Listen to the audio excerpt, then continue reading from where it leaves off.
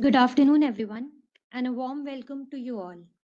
Thank you for participating in the Q1 FY'26 earnings call for Tata Communications. My name is Sudeshna Patnaik, and I'll be your host for the call. We are joined by our MD and CEO, Mr. Amol Lakshminarayanan, and our CFO, Mr. Kabir Ahmed Shakir, and our Head of Investor Relations, Mr. Rajiv Sharma. The results for the quarter and ended 30th June 2025 have been announced, and the data pack is available on our website. We will begin today's call with opening remarks from Lakshmi on the business performance and the outlook, followed by Kabir on the company's business financial performance. All participant lines will be muted for the duration of the call. There'll be an opportunity for you to ask questions after the management remarks. Some of the statements made in today's call may be forward-looking in nature and are subject to risks and uncertainties. The company does not undertake to update these forward-looking statements publicly. With that, I would like to invite Lakshmi to share his views. Thank you, and over to you, Lakshmi. Thank you, Sudeshna. Let me begin by welcoming you all to the Q1 FY'26 call. Our overall revenues came in at 5,960 crores, a 0.5% Q-on-Q degrowth and a 6.6% year-on-year growth, primarily impacted by the SAARC region and the onerous deal exit in TCTS. Data revenue grew by 9.4% year-on-year. EBITDA grew by 1.3% Q-on-Q and rupees 1,137 crores. EBITDA margin came in at 19.1%, an improvement of 30 basis points Q-on-Q. On the order book, happy to share that we have a good start to the year, and our order book is up a healthy double-digit Q-on-Q. The growth is robust across India and also the international regions. Our funnel continues to be healthy and well diversified across the core and digital services. We won one of the largest multi-million-dollar captive SOC deals in India. The deal involves the establishment and management of a full-fledged captive SOC and the implementation and integration of multiple advanced security tools and other complementary security solutions. We also won a multi-million deal from a leading technology player for diverse network connectivity solutions for their APAC to Europe, Americas, DC-DC connectivity. We also won an order for a greenfield Wi-Fi 6 network deployment for a global battery player at their new factory location in India. Data revenue in Q1 is at 5,130 crores, 0.7% Q-on-Q growth, and 9.4% year-on-year. Core connectivity business came in at 2,620 crores, a sequential decline of 1.4% Q-on-Q, and an increase of 2.7% year-on-year. Core continues to be impacted by the SAARC-related issues. Digital revenues came in at 2,510 crores, increased by 2.9% Q-on-Q, 17.4% year-on-year. The growth was broad-based, and all parts of the digital portfolio reported a healthy double-digit year-on-year growth. Next-gen connectivity, cloud, and security fabric reported upwards of 25% year-on-year revenue growth. Our interaction fabric has not only seen a healthy growth in enterprise segment, even the share of non-SMS traffic in voice and other channels continues to see growth. A long-term trend which we have been highlighting for several quarters.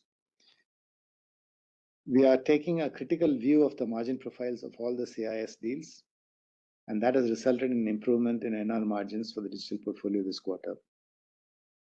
Media segment stood out on a quarterly performance basis with 11% Q-on-Q growth and also recorded the highest ever ACV this quarter. We signed a multi-year deal with a prominent broadcaster in India for the playout services.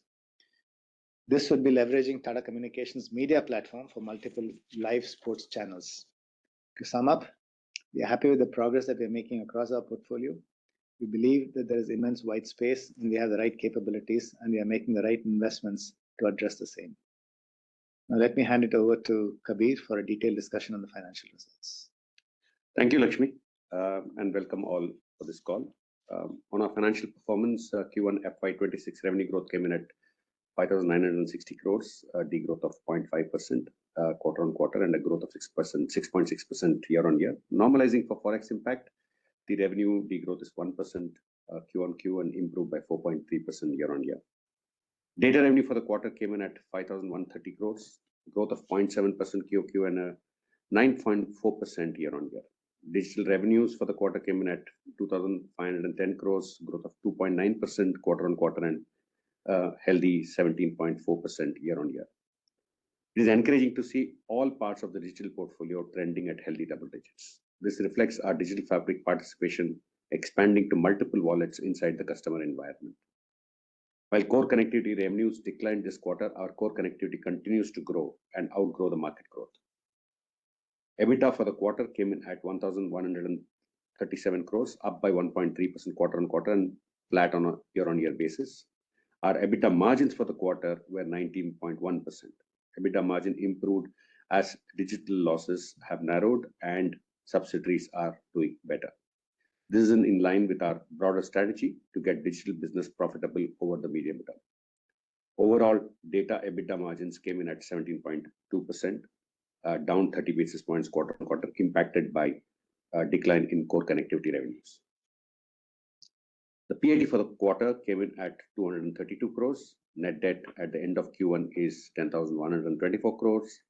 Net debt increase is due to the working capital effects that you see in Q1 normally. Cash capex came in at 633 crores. FCF for the quarter was negative 621 crores. On a year-on-year basis, FCF was impacted by capex investments this quarter in AI cloud and tax refunds that were there in Q1 of FY'25, which are not there this quarter. Net debt to EBITDA stands at 2.2x. ROCE came in at 15.4%, and our ROCE, as you all know, is based on a 12-month rolling numbers. On the subsidiary performance, TCS revenue came in at 197 crores, declined by 33% Q-on-Q and 29% year-on-year. This was primarily due to the impact of the settlement in case of an onerous contract exit that we already announced earlier. The structural actions taken together with the exit of the onerous contract is reflected in the EBITDA margin improving to 23.9%, an improvement of 1,200 basis points quarter-on-quarter and over 1,500 basis points year-on-year. Our focus continues to be around improving profitability and creating capacities across the organization for capturing future growth. The multiple interventions undertaken in FY'25 allowed us to free up the balance sheet, enabling us to multiply resources to capture growth, and our focus remains intact. Let me now ask Sudeshna to open the forum for Q&A. Thanks, Kabir. We'll wait for a minute for the question queue to assemble. Interested participants may click on the raise hand icon at the center bottom of the pane on WebEx application to join the Q&A.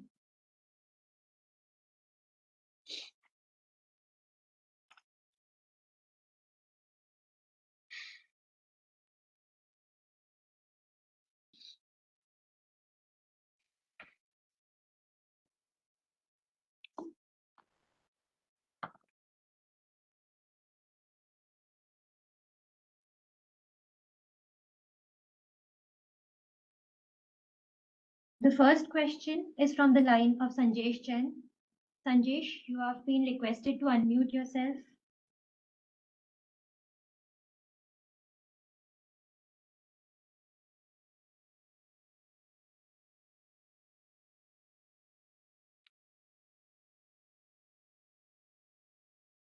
Hi. I hope you can hear me, right? Yeah, Sanjesh, go ahead, please. Yeah, thanks, sir. Thanks. Kabir and Lakshmi, I got a few questions. First, thanks for the opportunity. Few questions on the core connectivity side. It's been 3-4 quarters. We have been trending between 2 to 3%. Earlier, Red Sea, then cable cut, and now the SAARC region. Can you help us understand really what's happening in the SAARC region and what has been the growth in the segment X of SAARC? Now, why is it important is that I think globally this segment has been declining. We have been doing quite well in this segment with a 5% growth for last few years. This is the only year where I think the core connectivity has shaken up in terms of growth. So just curious to understand what's happening in the segment and are we still confident of achieving that 4-5% kind of a steady state growth?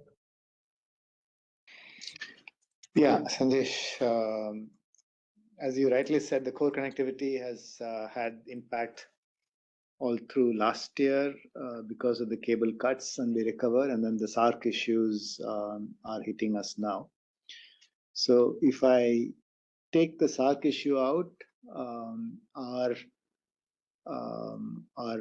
data center connectivity wins are there. Some of the wins we are under implementation, and we will see the revenue coming in the later part of this year. Even now, in my commentary now, I just mentioned about a win in the data center connectivity space. So there are opportunities.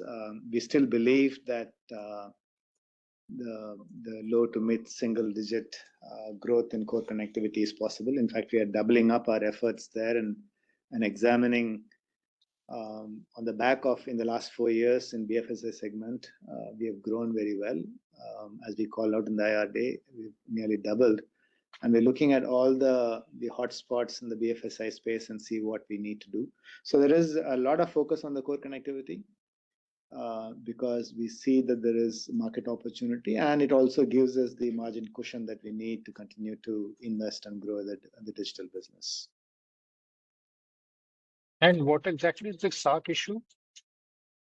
The SARC is, I mean, we all know that they are going through various issues economically and otherwise. Correct. So there have been payment delays as a result of which we have stopped doing business. There are issues of non-payments that are there. So a combination of many of these is what is hitting us. So that is a sensitive region, and we are very carefully navigating to ensure how much service we provide and what we can collect. Yeah, that's clear. So, but what's happening on the NR margin? It's come down by 200 basis points in last 4-5 quarters. I can understand revenue. I thought cost was more because cable cut was there. I think cost continues to inch up in the direct in the core connectivity. What's happening there? And it's the same issue, in terms of not being able to collect, and therefore we have to provide for that. So it's the provision and not really the. Two aspects to it. One, provision actually comes below NR. For NR itself, the SARC region is a high margin thing, right? So when that high calorie revenue comes out, the weighted average effect on the mix, comes down. So a core connectivity as a whole, we have on net and off net. I mean, on net obviously is like 100% margin because all the costs are depreciation and they come below EBITDA. And off net is where we pay the last mile and other carriers that when we stitch up the solution. So that's the weighted average mix, and most of the SARC regions are all completely on net. Yeah. So therefore the weighted average maths works completely against you when that high margin business drops off. So it's simple that how much the revenue lost is equal to the net revenue lost, right? That's one of them. And also seasonally, you have renewals that come through, and there is the churn and the price impact that happens through the renewal cycles, which is BAU, that goes through as well. So there are a combination of those factors. Okay, no, that's clear. And this issue is done because I think SARC revenue largely should have been now factored in the base quarter. From next quarter onwards, sequential growth should be there for the core connectivity. Will that be a fair assumption? Yeah, large part is done. I would say. We still have some. Yeah, we still have a few continuing businesses there. We are watching very, very closely, as to their collections, as well. And we need to be sensitive to it. So it's a combination of multiple things, Sanjesh. The economy itself has forex pressures, right? And so therefore we need to carefully navigate that. That's pretty much clear. But congratulations on your digital business. I think this is the first quarter after probably a few quarters where we have seen all the 5 segments or 4 segments firing quite well. What's going right? We have good order book, which is now getting executed and across the value chain, and we should see this trend sustaining for a while, right? I would, Sanjesh, I think I don't think that we have done anything differently, Sanjesh. I think the investments and the focus continues to be there. But in the digital portfolio, there are some lumpy elements when we talk about some of the the SOC deals and other deals that we talked about. There are lumpiness in that. So I think reading too much into quarter on quarter would be, I mean, that is always what we have been saying. But overall, we think that across the portfolio there is good traction, and the relevance with all this portfolio is only increasing, is what we would say. And you called out so many order book this time, Lakshmi. Does that give more confidence on the order book building and revenue growth sustaining? Yeah, the order book has been, I mean, I don't know whether it's anything seasonal. In our business, there is nothing much seasonal as far as order booking goes. In the last year, Q1, Q2 also, we had some good order booking. And then we have been building up the funnel, and Q1 this year, we have done good order booking as well. And the funnel is also quite good. So, no, I think it's again, a testament of our engagement with customers and increasing participation in deals is what I would say. Overall, that is what is giving us the confidence to keep saying that we are in the right direction.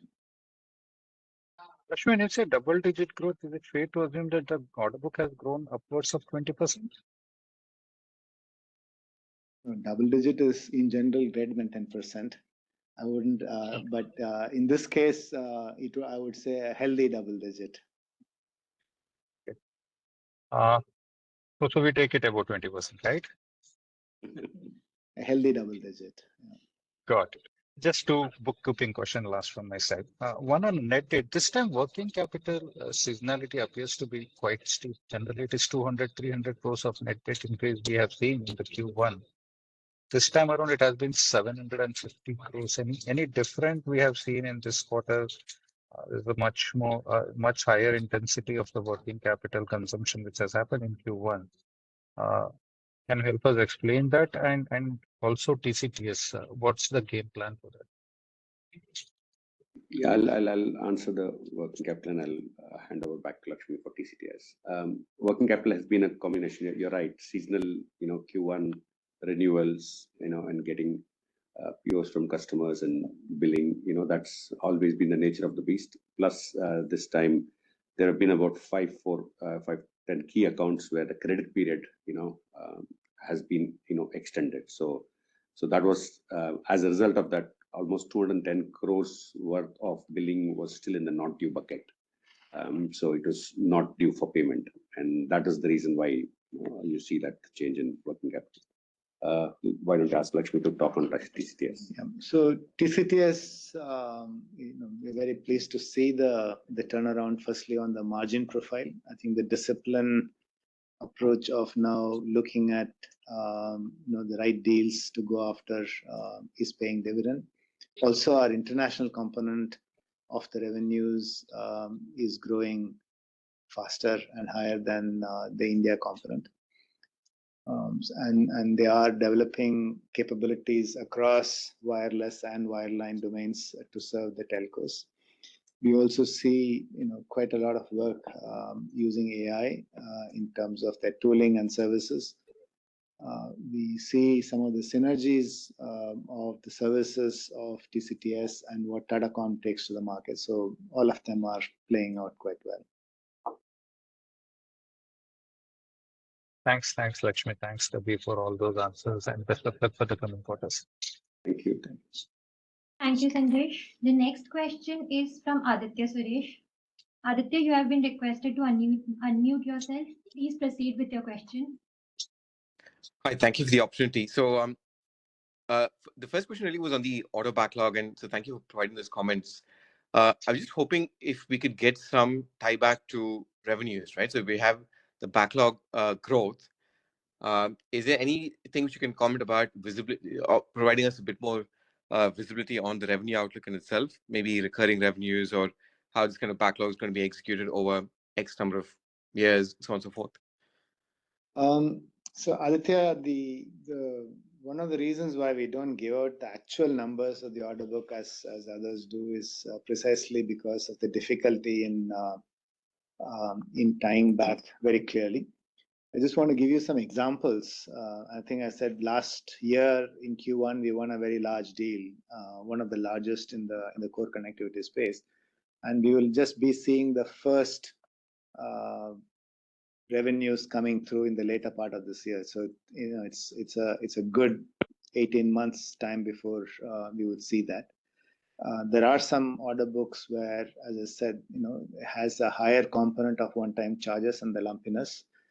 And there are order books which are more on the recurring nature, a combination of one time and the recurring nature. So, and the third aspect of it is the usage business, where we take a proxy order, and then it actually based on the monthly recurring revenues that we get. Sometimes the proxy approximation is right. Sometimes the proxy approximation is not so right based on the usage that eventually happens by the customer.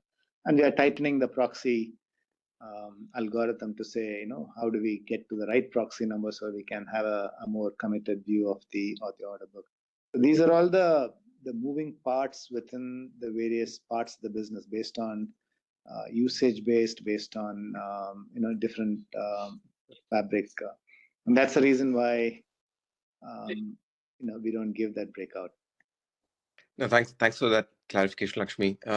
But it would be fair to say that this large hyperscale order, which you all have called out previously as well, that will basically be to boost the revenue in core connectivity. Would that be correct? Yes, that is right. Yeah. Okay. And is it also fair to call out that core connectivity in India is growing faster than your overseas operations? Yes, that would also be right, but I wouldn't hazard a guess. I haven't looked at it that way. No, that's Aditya, generally right, especially in this quarter, because some of the SAC billing happens through TCL and some of them happens through TCIPL, right? So, so in a normal basis, if you actually look at it historically, you're absolutely right. India has been growing while international had the declining trend per se. But now with DC connectivity, and all of those things, we are seeing those dynamics, slightly change, and there may be certain, issues, very very specific to to us on the core connectivity, part, which may have a very different in the short term. But largely, you're right that India, is where we will see the growth coming through, and especially now with AI, cloud, and all of those things, we are quite, I would say, confident of getting them to the low to mid single digits, as Lakshmi said, clearly driven by India. Thanks, Kabir. And then for the next gen business and then also cloud, growth here seems to have accelerated in the past 2 quarters in particular. Now, when I was looking at some industry reports, it seems that pace of growth is norm. So therefore, there's some merit to thinking that maybe this pace of growth can continue. Would you agree with that comment? I mean, again, it just seems like a lot of the investments which you'll be making is in the space. Thematically, again, there seems to be a good alignment. The cloud business, again, is an area where you guys are focused on. So I just want to see, do you all have much visibility in the fact that this business could grow maybe at 25, 30%, or low visibility? We'll see how it goes. No, we have some visibility. So these two are different. The next gen connectivity, the drivers are very different. From the time we book the order to time we deliver in the international markets. So, for example, next gen connectivity includes our ISO WAN, and when we get an order for a global deployment for, let's say, 200 sites, customer would phase it out by region. So the realization of the revenue is really in the hands of the customer at the speed at which they want to implement. So the conversion speed varies based on customer to customer, and therefore, even if you book the order, the realization of the revenues is not very exactly predictable, is what I would say. But the opportunity, especially now, Also, the Wi-Fi 6 and LAN solutions are also part of the next-gen connectivity. We see quite a lot of upside. I mean, I did call out one of the deals that we won in the Wi-Fi 6 space, and we've been saying that the LAN and the WAN will converge, and that is where we see the opportunities to come. The other on the cloud side, I mean, the cloud and security is how we together report. This time around, it's more around the a largish security deal that we won. But to the question on cloud and security, we do believe there is market and there is room for growth consistently in this space. Thanks, Ashmi. And just one final bit was on the digital portfolio and the margins there. Now, my understanding is that this is going to be the moderation in losses, and then the path towards a positive margin is going to be driven by, one is kind of just scale of operations, and two is potentially any discretionary actions which you'll take. So is there anything which you all can provide in terms of maybe a scale of revenue which you need to kind of get to, all else equal, which would get you on this journey from minus, let's say, 10% margin towards zero? No, it's not only the scale. You're right. The operating leverage comes from the scale, but there are levers to get the cost down as well, as we implement some of the AI for even product code development and other areas.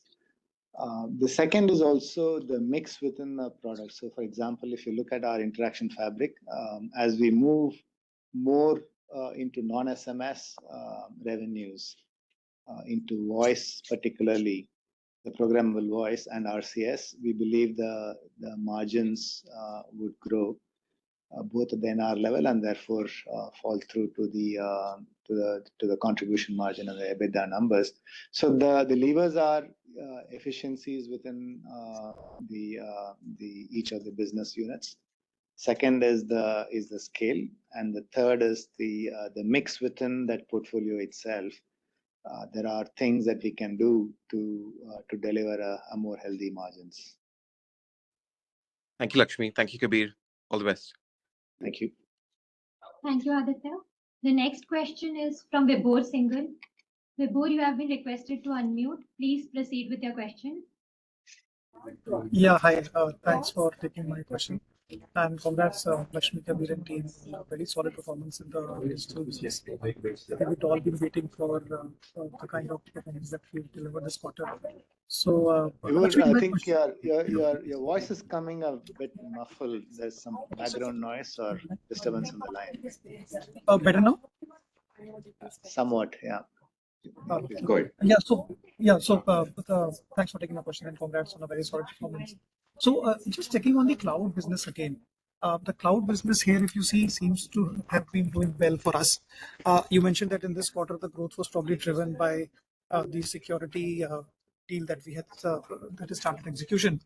But the cloud business, which is predominantly India for us, is there some kind of a change at the ground level that we might be seeing in terms of, let's say, more adoption of cloud and more clients forthcoming in that sense, which could probably sustain this growth momentum, or anything that you could talk about the headwind or tailwinds that you see in this specific vertical? So on, as the numbers are, as I said, and I repeat, it's cloud and security put together. But to specifically the question on cloud, how do we see the market? We definitely believe that there is a market for a private cloud such as ourselves, which is where certain workloads can go to this cloud as opposed to a hyperscaler cloud to deliver the right value for the customers, and that is what we are targeting. I think that the overall cloud migration, there is much more applications that are waiting to go to the cloud, and that is where we see the upside for us. So we are targeting across all the enterprises and also the public sector opportunities. Right. And what would be the kind of enterprises that we are targeting in this kind of a cloud migration business? I mean, a typical, are they majority of them BFSI, or do you see more retail or D2C companies also coming in forth? Just a color on what kind of clientele would make up for this cloud opportunity that you're talking about. This is fairly across the board for us. We have set up a cloud for BFSI customers, which we call as a FinCloud, that complies with all the RBI regulations. We do have customers in the manufacturing space. We have customers in the logistics space and retail. So we have fairly a distributed base of customers on our cloud. Right. Got it.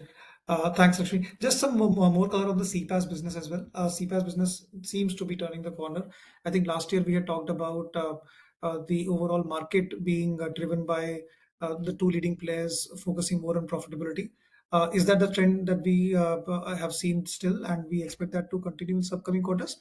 Or there is some more focus on growth, or let's say profitable growth returning to the industry? No, as I said, industry is also, they recognize that can't be a race to the bottom. So there is that recognition, which is auguring good for everybody else. We are very focused on a very profitable growth. In fact, this quarter, as Kabir called out, we cut down on some of the revenues in order to see how we can make it more profitable.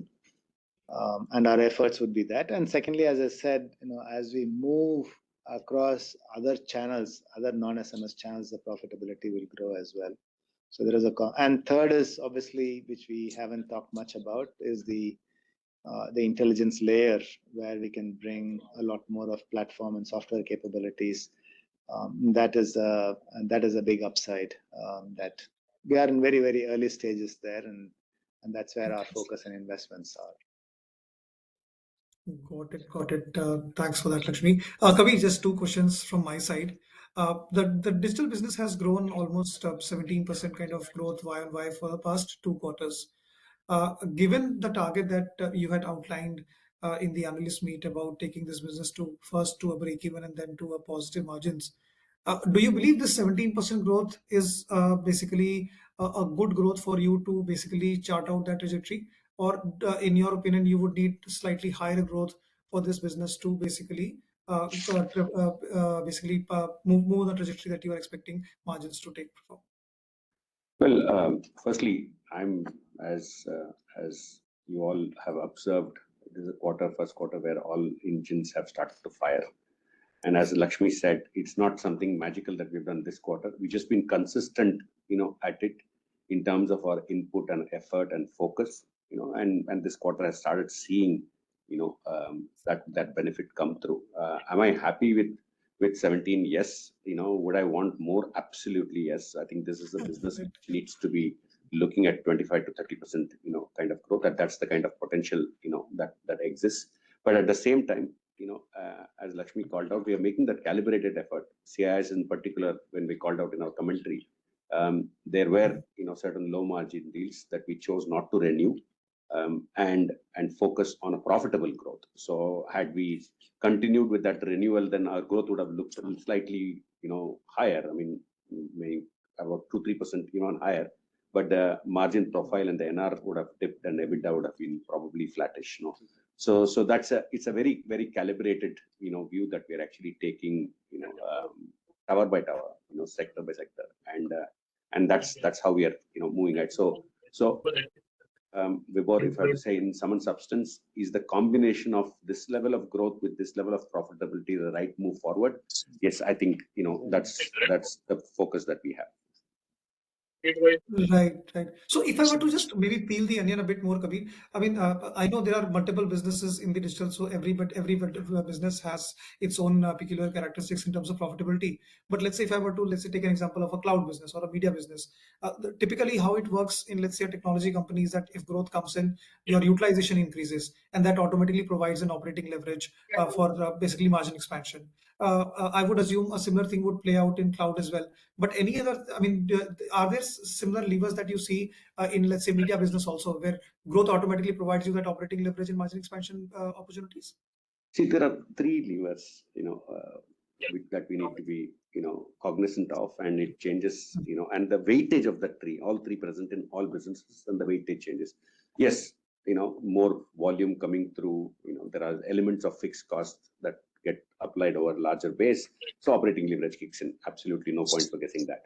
The second element, is also the mix of the profitable SKUs that we're able to, sell within itself, right? So if just doing an SMS to selling more value-added channels, WhatsApp and RCS and more, and that drive and changing the mix of the business will also result in healthier margin profile.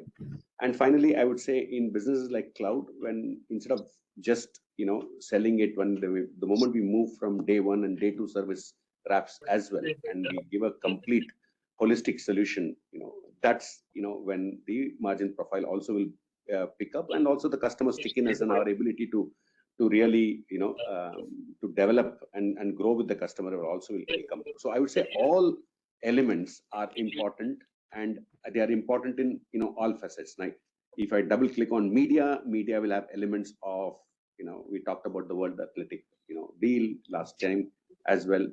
So it has more pre and post that we can bring into the equation to be able to add value to the customer. So the nuances might vary, but yeah, there are 3-4 levers, not just scale alone. I think just to add to what Kabir said on the media side particularly, I think there are different types of opportunities in media. There are some, I mean, the one that I called out in my commentary is a playout opportunity, a channel playout opportunity that works everything on our media cloud, and that will have a different profile. The one where we are, going into a new customer, such as the World Athletics, and beginning to manage the full value chain of the contribution, the distribution, and the production now for the first time. And that's a 5-year deal. There will be some transitional elements that we'll have in the first year before we fully transition to our production-based technologies and so on. So some of these profiles have different characteristics, but I think Kabir gave you a broader picture. Yeah, pretty much, Lakshmi. I think that was a comprehensive answer. Just one last thing on Kabir. I missed your remarks about the increase in debt in this quarter. If you could just maybe repeat that. Was it due to some seasonality factor, and do you expect that to come down in the coming quarters? No, in fact, this quarter we had some investment on AI capex as well, and the Team call, I'll be back to back. And the FCF was also. I'm sorry, I think this cross top. But next quarter we have dividend as well, Vibhor. So let's not forget that. So we have 700 crores of dividend payment that will be there next quarter. So you will see the improvement in net debt in Q3 onwards. I mean, that's the typical cycle that we actually follow. Q1 and Q2 has the stress, and Q3 and Q4 the debt profile starts to get better. Got it. And in between, if there is any action on the divestment or any other thing which is an ongoing exercise, then we might see some cash flows from there as well. That I'm going to keep it completely outside. So any M&A activity, buying on this one, I would like to keep it aside. We will, we had mentioned debt to EBITDA coming under 2x. That with all things remaining same, you should see that coming to in the second half. Got it. Great. Thank you so much for taking my questions, and wish you all the best. Thank you, Vibhor. Thank you, Vibhor. To reiterate, participants who want to ask their question, please click on the raise hand icon at the bottom pane.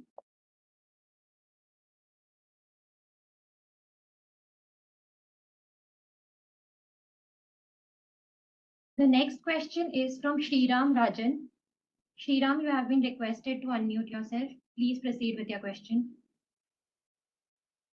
Okay, thank you. Lakshmi, this is a question not not specifically for the quarter, but on your cloud business, a cloud is a fairly big market in India. It's about say maybe $4 or $5 billion.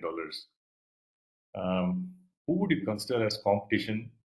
Would these AWS, Azure, they would count as your competitors, or you have a different niche you're operating in? And what would be your differentiators? Yeah, so on the cloud, you're right about the overall market size.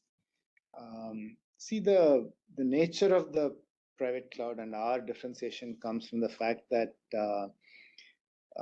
we have a very solid infrastructure as a service offering. We have some PaaS offerings, which will not have all the bells and whistles that a hyperscaler public cloud would have.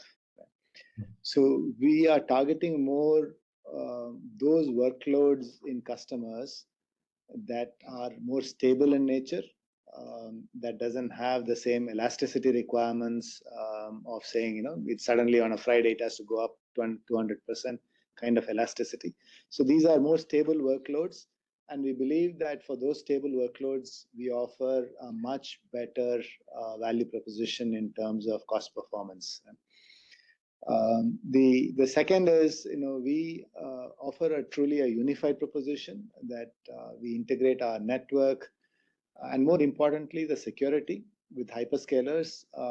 Security is actually is a responsibility of the customer, whereas when they work with us, we ensure that we make it completely secure for them. So the unified nature of the service, including the network, cloud, and security, is another major key factor. And lastly, there are no hidden costs. With us, we give them a more predictable cost and predictable performance. There are no bill shocks with data egress costs and others that the customers face. So these tend to be the key value propositions. Besides that, as I said, the more compliance with RBI regulations and the sovereign nature of our cloud are the key factors that the customers choose to work with us. Thank you, Lakshmi. Very, very clear. Thank you. Thank you. This brings us to the end of the Q&A session. Balaji, I see that you just raised your hand. Balaji, I'm requesting you to unmute yourself. Please ask your question. Hi, thanks for the opportunity. Most of my questions have been answered, and congrats on the strong performance in the digital portfolio piece. It would be helpful if you could just quantify what was the revenue impact from the SAC related issue. We don't want to call out any customer specific issues because it's a bunch of customers there. We can't call out customer specific information, Balaji. Okay, sure. Thank you and all the best. Thank you. Thank you. Thank you. I would now request Lakshmi to please share his closing comments. No, thank you all. It's been quite a satisfying quarter. We saw good data growth year on year, good digital portfolio growth, as well as a tad improvement on the EBITDA margins. Had good order booking. Our funnel looks good. We have to just navigate the other conditions that are prevailing out there, and we are very committed to keeping our heads down and executing on these. Thank you. Thank you, Lakshmi. This brings us to the end of the call. In case of any queries, please write to investor.relations@tatacommunications.com. Thank you for joining the call, and you may disconnect your lines. Have a good day.